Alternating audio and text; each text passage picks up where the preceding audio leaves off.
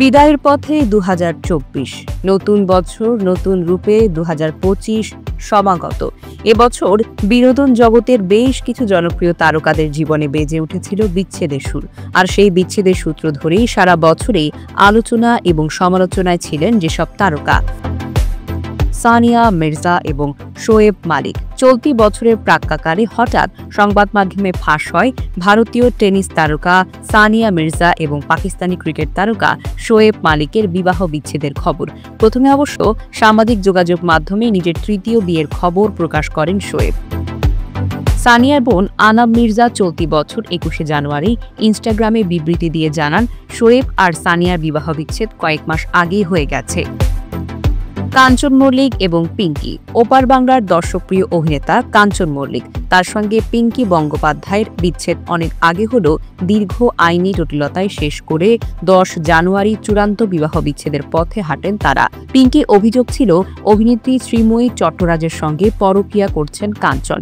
এই অভিযোগকে সত্য প্রমাণ করে পিঙ্কির সঙ্গে আইনি বিচ্ছেদের পরে শ্রীময়ীকে বিয়ে করেন কাঞ্চন। মাহিয়া মাহি এবং রাকিব সরকার। ২০২৪ সালের শুরুতে জাতীয় নির্বাচনের পর বিচ্ছেদের ঘোষণা দেন ঢাকাই সিনেমার নায়িকা মাহিয়া মাহি। ২০২৩ সালের ২৮শে মার্চ তাদের কোল জুড়ে আসে পুত্র সন্তান ফারিস। তবে মাহির এই সংসারও ভেঙে যায় চলতি বছর। আরিফিন শুভ এবং অর্পিতা। চলতি বছরের ২০শে জুলাই স্ত্রী অর্পিতার সঙ্গে ৯.৫ বছরের দাম্পত্য জীবনের বিচ্ছেদ হয়েছে ঢাকাই চলচ্চিত্রের আলোচিত চিত্রনায়ক আরিফিন শুভর। ২০১৫ সালের ৬ ফেব্রুয়ারি ফ্যাশন ডিজাইনার অর্পিতার সঙ্গে বিয়ের পরিতে বসেছিলেন আরিফিন শুভ। আর রহমান এবং সায়রা বানু। বছরের একেবারে শেষের দিকে ১৯শে নভেম্বর হঠাৎ অস্কারজয়ী সঙ্গীত পরিচালক আর রহমান এবং সায়রা বানু মিডিয়ায় প্রকাশ করেন তাদের বিবাহ বিচ্ছেদের খবরটি। চলতি বছরের অন্যতম আলোচিত বিচ্ছেদ এটি।